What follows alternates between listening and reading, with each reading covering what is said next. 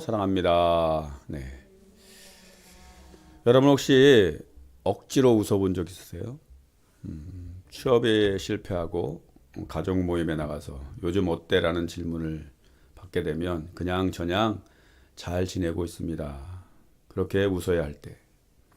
모든 것이 귀찮고 피곤한데 노래 한 곡 불러봐 라고 얘기했을 때 억지로 노래를 불러야 할 때.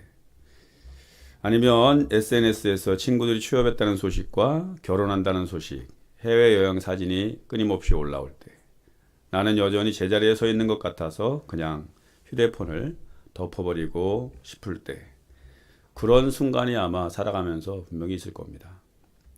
노래가 나와야 하는데 노래가 안 나오는 자리, 기도해야 하는데 기도가 안 나오는 자리, 예배해야 하는데 예배가 안 되는 것 같은 자리. 오늘 우리가 읽은 시편 137편에 바로 이스라엘 백성들이 바로 그 자리에 있었습니다. 그들은 바벨론 강가에 앉아서 울고 있었습니다. 예루살렘은 무너졌습니다. 성전은 불탔고 그들은 포로가 되어 끌려왔습니다. 그리고 정복자들이 비웃으며 말했습니다. 너희 하나님의 노래를 한번 불러봐라. 시온의 노래 한 곡 한번 해봐라. 여러분, 이 장면이 이렇게 글자적으로 보면 아무 느낌이 없지만 사실 그들의 상황 가운데 들어가 보면 정말 잔인한 이야기라는 겁니다. 이건 단순히 노래를 그들이 요구한 것이 아니었습니다. 그러니까 너희가 믿고 있었던 그 하나님 그렇게 대단하냐? 그 하나님이 지금 어디 계시냐? 우리한테 너희가 그렇게도 믿고 있었던 그 하나님에 관한 그 노래를 한번 불러봐라. 무슨 말입니까? 바로 조롱하는 것 아니겠습니까? 그러나 이스라엘 백성들은 그들의 요구하는 대로 노래를 부르지 않았습니다. 의도적으로 노래를 부르지 않으려고 수금을 버드나무에 걸어놓았다라고 얘기하죠. 자, 그런데 오늘 저는 여러분에게 한 가지 질문을 드리고 싶습니다. 수금을 버드나무에 거는 것, 그게 과연 하나님을 포기한 것이겠습니까? 그렇지 않다고 봅니다. 여러분, 왜냐하면 우리가 예배를 기쁠 때 하는 것이다. 찬양은 마음이 뜨거워질 때 하는 것이다. 기도는 말이 술술 나올 때 하는 것이다. 그래서 삶이 흔들리게 되면 예배가 멈추고 마음이 무너지면 찬양이 사라지고 하나님이 멀게 느껴지면 기도가 끊기는 현상이 나타나게 된다는 거죠. 그런데 성경은 우리에게 완전히 다른 이야기를 들려주고 있습니다. 하나님 앞에서 가장 솔직했던 시편 137편의 내용. 이 시편의 내용은 바로 기쁜 노래가 아니었다는 겁니다. 복받은 그런 사람의 간증적인 내용도 아니었습니다. 오히려 고통받는 자의 절규이며 눈물이고 분노였습니다. 그런데 이 시가 성경에 고스란히 기록되어 있다는 사실이죠. 이 울음이 하나님의 말씀으로 기록되어 있습니다. 왜 그러면 기록으로 우리에게 남겨주었을까요? 하나님은 우리가 노래할 수 없는 자리에서도 우리의 울음을 예배로 받으시는 분이라는 사실을 알려주고 있다는 겁니다. 시편 137편을 다시 천천히 읽어보시면 이렇죠. 1절 말씀해 보면 우리가 바벨론의 여러 강변 거기에 앉아서 시온을 기억하며 울었도다. 그들은 예루살렘을 기억했습니다.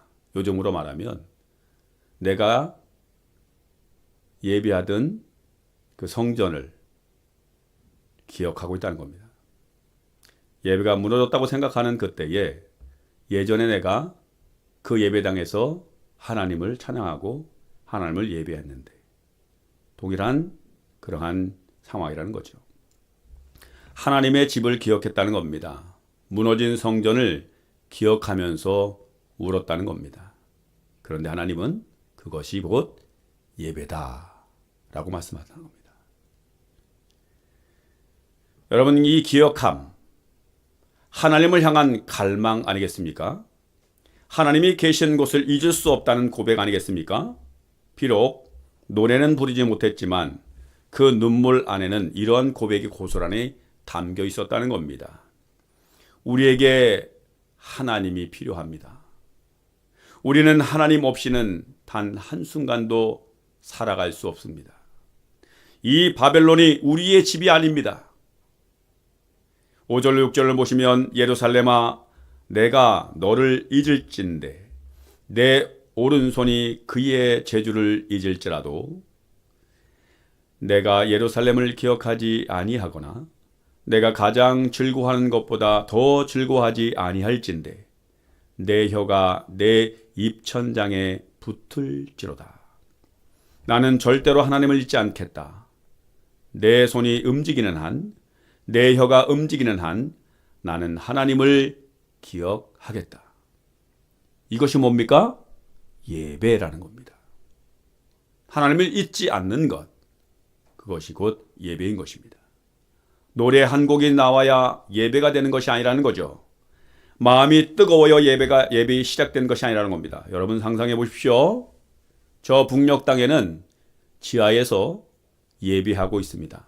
아마 오늘도 예배할 겁니다. 지하에서 예배할 때 어떻게 할까요?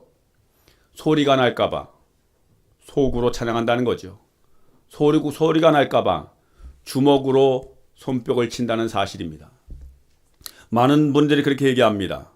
중국 땅 가운데 선교를 다녀오게 되면 지하교회에서 그들이 공안들에게 들킬까봐 찬양할 때도 소리내어 찬양하지 못하고 속으로 손뼉도 힘있게 손뼉 치는 것이 아니라 주먹으로 손뼉을 치며 주님을 찬양한다는 겁니다.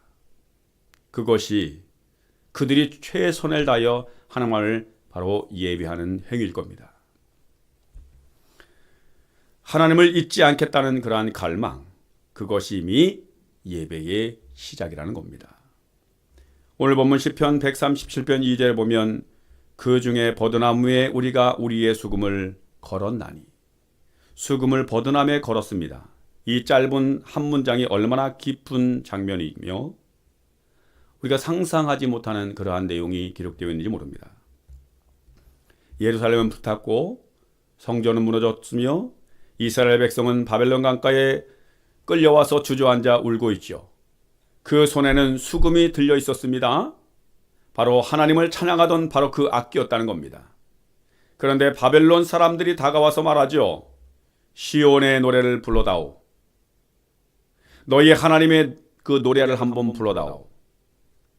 이 요구 앞에서 이스라엘은 수금을 버드나무에 걸어버렸습니다. 그리고 이렇게 묻습니다. 우리가 이방 땅에서 어찌 여호와를 노래를 할 수 있겠을까? 여러분, 이 수금을 걸었다는 것은 버린 것이 아니었습니다. 걸어둔 것이죠. 히브리어 원문에 보면 걸었다는 단어는 탈라라고 하는데 이것은 버리는 행위가 아니라는 겁니다. 보관해두는 행위라는 겁니다. 지금 당장 연주할 수는 없지만 다시 내려서 연주할 날을 위해서 소중히 걸어둔 것이라는 겁니다. 찬양이 나오지 않는 날이 있죠. 기도 소리가 목에서 막히는 날이 분명히 있습니다. 그날 수금을 걸어두는 것은 그래서 포기가 아닌 겁니다. 때를 기다리는 행위라는 겁니다.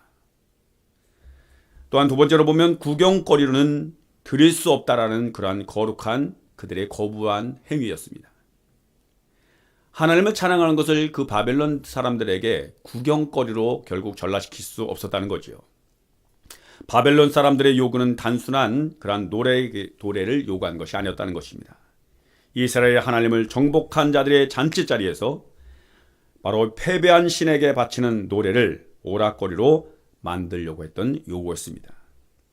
바로 신학적으로 보면 모욕입니다. 이스라엘은 그래서 침묵으로 대답했습니다. 수금을 걸었다는 것, 그것은 침묵의 저항의 행동이었습니다. 여러분, 우리의 예배는 구경거리가 아닙니다. 우리의 찬양은 결코 오락이 아닌 것입니다. 세상이 믿음을 가볍게 여길 때 신앙을 흉내내거나 타협하지 않는 것, 그 침묵 자체가 하나님을 향한 고백인 것이죠. 세 번째로 슬픔을 하나님 앞에 가져간 것 자체가 예비였다는 겁니다. 이스라엘은 수금을 걸고 울었죠. 찬양하지 못하는 그 고통을 숨기지 아니하고 하나님 앞에 그대로 쏟아냈습니다. 시편 137편이 성경에 기록되었다는 사실, 바로 이것을 증명해주고 있다는 겁니다. 하나님은 그들의 눈물을 말씀으로 받아내셨습니다. 기쁜 찬양만 예배가 아니라는 겁니다. 주님, 지금 노래가 나오지 않습니다. 라고 하는 이 고백이 하나님 앞에 예배라는 것을 잊지 않았으면 좋겠습니다. 네 번째, 걸어둔 그 시간에 하나님은 일하고 계셨다는 겁니다. 수금이 버드나무에 걸려 있었던 70년, 그 침묵의 시간, 사실 하나님의 가장 깊은 역사의 시간이었다는 겁니다. 포로기를 지나고 돌아온 이스라엘은 두 번 다시 바알을 섬기지 않았습니다. 하나님은 찬양이 멈춘 그 자리에서도 이스라엘과여 결코 멈춘 적이 없었다는 겁니다. 은혜가 느껴지지 않는 날에도 하나님은 우리 안에서 끊임없이 일하고 계십니다. 수금에 걸려있는 그 사이에도 이방 땅에서 어찌 여호와의 노래를 부를까? 이 질문은 절망적인 내용이 아닌 겁니다. 이것은 하나님의 시간을 기다린 그 기다림 자체였습니다. 반드시 하나님을 온전히 찬양하는 날이 올 것이라고 하는 믿음, 그 믿음으로 수금을 걸어 두었던 겁니다. 수금을 버드나무에 건 그들은 결국 예루살렘으로 돌아오게 되었습니다. 그리고 다시 수금을 내려서 하나님을 마음껏 찬양했습니다. 그래서 그들은 수금을 걸어두었던 것은 포기가 아니었다는 사실을 알 수 있습니다. 이것은 그래 거룩함을 지키기 위한 거절이었다는 것을 알게 됩니다. 너희에게는 이 노래를 부를 수 없다. 이 수금은 하나님 앞에서만 울린다. 우리가 노래할 수 없는 자리에서는 차라리 침묵하겠다라고 하는 이스라엘 백성들의 그 결단, 저와 여러분에게도 동일하게 있어지기를 원합니다. 여러분, 침묵 안에, 우리의 울음 안에, 그 거절 안에 하나님을 향한 예배가 살아 있습니다. 여러분, 욥을 기억하시죠? 그는 모든 것을 잃은 대표적인 사람입니다. 자식들이 죽고 재산이 사라지고 건강마저 무너졌습니다. 그때 욥이 한 말은 이것입니다. 기억하십니까? 여호와께서 주셨고 여호와께서 가져가셨으니. 무슨 말입니까? 주신 자도 여호와시요 취하신 자도 여호와시다. 여호와의 이름이 찬송받으실지어다. 여러분, 이것이 기쁜 찬송이었겠습니까? 슬픈 찬송이었겠습니까? 눈물 속에 나온 그러한 고백입니다. 떨리는 입술로 한 고백이었다는 겁니다. 하지만 하나님은 그 고백을 받아 주셨습니다.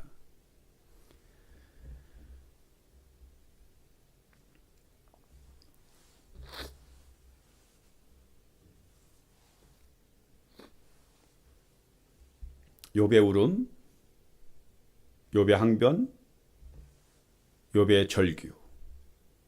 내 종 욥이 너희와 달리 나를 향하여 바른 말을 하였도다라고 고백하고 있죠.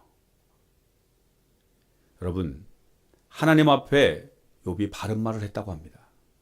왜냐하면 그 모든 것이 하나님을 향해서 있었기 때문입니다.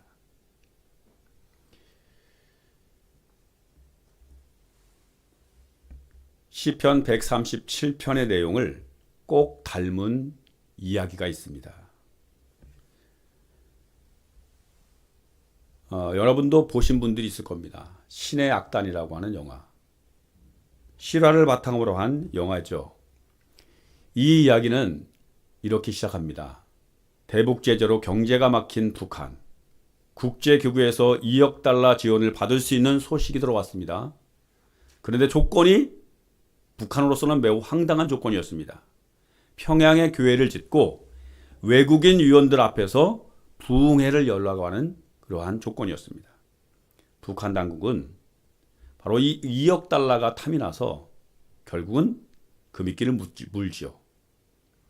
그래서 결국은 가짜 찬양단을 만들게 됩니다. 그 임무를 맡은 사람이 누구일까요? 박교순이라고 하는 소자입니다. 그는 북한에서 기독교인들을 색출하고 체포했던 사람입니다. 마치 사울과 같은 사람이었죠. 예수 믿는 사람들의 적이었습니다. 그런데 이 장면이 바로 바벨론과도 얼마나 많이 닮아 있는지 모릅니다. 바벨론은 이스라엘에게 이렇게 말했지 않습니까? 너희 하나님의 노래를 불러봐라. 내가 좀 구경 좀 해야 되겠다. 북한 당국도 똑같은 말을 했죠. 하나님을 찬양을 하는 것을 한번 불러봐라. 내가 그것으로 돈이나 한번 벌어보자. 너무나도 닮아 있지 않습니까? 둘 다 찬양을 뭘로 본 겁니까? 오락으로 전락시킨 겁니다. 돈을 버는 도구로 쓴 것이죠. 그런데 이야기가 전혀 다른 방향으로 흘러가고 있습니다. 박 교수는 가짜 찬양을 훈련시키다가 어느 순간 자신이 찬양을 입에 달고 있다는 것을 깨닫게 됩니다. 성경 구절이 마음에 걸려들었습니다. 어릴 적 어머니가 읽어주던 성경 말씀이 떠오르기 시작합니다. 진짜보다 더 진짜처럼 보이려고 연습했는데 어느 순간 자신이 진짜 하나님을 예배하는 예배자로 변화되었다는 사실이죠. 그리고 영화의 결말은 우리의 가슴을 칩니다. 공연이 끝난 뒤에 이 당은 명령을 내리게 돼요. 이 찬양단 단원들을 모두 다 처형시켜라. 박 교수는 그 명령을 거부합니다. 자신의 목숨을 걸고 단원들을 탈출시키죠. 그리고 반역죄로 끌려가서 총살당하게 됩니다. 총뿌리 앞에 무릎을 꿇는 마지막 순간 박 교수님 속으로 드린 기도는 이것이었다는 겁니다. 여러분, 우리가 평생 동안 살아가면서 고백해야 할 말이라고 저는 믿습니다. 하나님, 나 잘한 거 맞죠? 성경은 우리에게 늘 말씀합니다. 예수 그리스도를 영접한 순간, 우리가 그리스도인 된 순간부터 나머지 모든 여생은 구원받기 위한 행위가 아니라 하나님으로부터 상급받기 위한 삶의 연장으로 우리에게 생명을 연장시켜주는 겁니다. 요한계시록은 말씀하고 있죠. 너희의 착한 행실로 세마포 옷을 짜겠다라고 말씀합니다. 뭡니까? 박 교수니 고백한 이 고백. 여러분 인생 여정 가운데 남은 인생 가운데 몇 번 고백할 수 있습니까? 하나님, 잘한 거 맞죠? 이것이 뭡니까? 예배라는 겁니다. 화려한 예배당에서 드리는 것이 아닙니다. 마음이 뜨거울 때 드리는 것이 아니었습니다. 총구 앞에서 무릎 꿇린 서론에서 떨리는 입술로 드려진 마지막 예배였다는 겁니다. 그것이 하나님 앞에서 드린 진정한 예배였습니다. 박 교수님 수금을 버드남에 건 것이 아닙니다. 그는 죽음의 자리에서 수금을 손에 다시 쥐었습니다. 목숨을 걸고 하나님을 향한 갈망이 한 번 불붙었으면 바벨론도 보이부도 총구도 그를 막을 수 없다는 사실입니다. 로마서 8장 26절에 성령도 우리의 연약함을 도우시나니 우리는 마땅히 기도할 바를 알지 못하나 오직 성령이 말할 수 없는 탄식으로 우리를 위하여 친히 간구하시니라. 여러분, 염려하지 마십시오. 만약에 여러분들이 박 교수과 같은 그런 상황에 처했을 때 하나님 잘했죠 라고 총구 앞에서 떨지 않고 그 죽음을 맞이하는 그 은혜는 박 교수의 믿음에 근거한기보다는 뭡니까? 성령도 우리의 연약함을 도우신다. 하나님은 우리의 모든 삶의 여정 가운데에 고난이든 어려움이든 그 모든 것을 극복할 수 있도록 누가 도웁니까? 성령님이 우리를 도와주신다는 사실입니다. 말할 수 없는 탄식으로 저와 여러분을 위하여 우리 주님은 간구하시는 분이십니다. 이것이 바로 바벨론 강가의 울음과 같은 것입니다. 기도가 안 나와도 찬양이 안 나와도 하나님을 향한 탄식조차 뭡니까? 성령께서 하나님께 올려드리는 그 일을 진행하고 계시다는 겁니다. 그렇다면 오늘 우리에게 이 말씀은 무엇을 의미합니까? 첫째, 지금 노래가 나오지 않아도 괜찮다는 겁니다. 취업이 안 되어도, 미래가 안 보여도, 하나님이 멀게 느껴지는 그러한 상황에 처했어도 그 자리에서 하나님을 기억하는 것, 그것이 이미 예배입니다. 하나님을 기억하시면 됩니다. 수금을 버드나무에 건다는 것은 그래서 예배를 포기하는 것이 아닙니다. 바벨론에서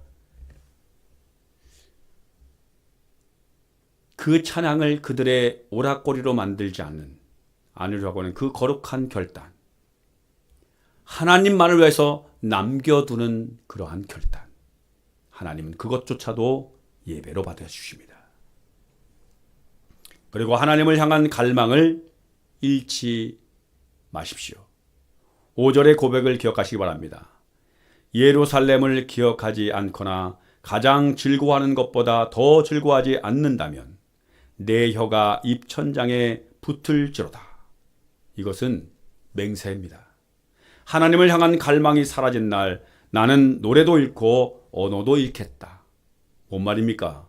하나님을 찬양할 수 없다고 한다면 차라리 내가 입을 다물겠다라고 하는 바로 이 맹세를 하고 있습니다. 여러분 마음 가운데 지금 하나님을 향한 갈망이 있으십니까? 그 갈망이 예배라는 사실을, 예배의 시작이라는 사실을 잊지 않았으면 좋겠습니다. 만약에 여러분 지금까지 하나님을 찬양할 수 없는 그러한 상황 가운데 처해서 마치 이스라엘 백성들이 수금을 버드나무에 걸어놓은 그 기간을 지금 걸어가고 계십니까? 하나님 지금도 여전히 저와 여러분을 위하여 일하고 계심을 잊지 않았으면 좋겠습니다. 언젠가 걸어둔 그 수금을 다시 꺼내들어서 하나님의 때가 분명히 오게 되면 다시 그 수금을 통하여 하나님을 찬양하게 될 겁니다. 수금은 바벨론이 아니라 하나님을 위한 것이기에 사실은 차라리 걸어두는 것이 낫다는 겁니다. 여러분의 시간, 지금 당장 열매가 보이지 않는 그 시간, 그것을 그냥 버리지는 마십시오. 하나님께 걸어두시길 바랍니다. 성경에서 가장 슬픈 시편 중 하나가 바로 137편입니다. 해피엔딩으로 끝나지 않고 있다는 겁니다. 기적도 없습니다. 하나님의 응답도 기록되어 있지 않습니다. 그냥 털썩 강가에 주저앉아서 울고 끝나버립니다. 그런데도 이 시편이 성경에 들어온 것은 하나님이 그 울음을 뭐예요? 받으셨다라고 하는 증거가 아니겠습니까? 여러분도 오늘 여러분의 어디에 앉아 있든지, 취업을 준비하고 있는 강가든지, 관계의 황폐한 강가든지, 신앙의 건조한 가운데 있든지, 하나님은 그 자리에서 여러분의 울음을 듣고 계십니다. 여러분의 갈망을 지켜보고 계십니다. 여러분의 수금을 버리지 아니하고 걸어두는 것을 지켜보고 계시다는 겁니다. 그것이 곧 예배입니다. 시편 137편 다음에 138편이 나오죠. 138편 1절은 이렇게 시작하고 있습니다. 내가 전심으로 주께 감사하며 신들 앞에서 주께 찬양하리이다. 137편에서 울었던 사람들이 138편에서 다시 감사의 노래를 부르고 있습니다. 버드나무에 걸어뒀던 수금을 언젠가는 바로 다시 꺼내게 된다는 사실이죠. 지금 강가에 앉아 있어도 괜찮다는 겁니다. 그래서 지금 울고 있어도 괜찮다는 겁니다. 지금 여러분의 입술 가운데 노래가 나오지 않아도 괜찮다는 겁니다. 다만 이것만 잃어버리지 말라는 겁니다. 하나님을 향한 갈망, 하나님을 기억하는 마음, 그 수금을 하나님만을 위하여 걸어두는 믿음, 그 믿음이 있는 한 여러분은 이미 예배자라는 겁니다. 그리고 하나님은 반드시 여러분이 걸어두었던 수금을 내려서 하나님을 찬양하는 그 시간을 그저 마련해 주실 것입니다. 우리 함께 찬양하겠습니다. 주 품에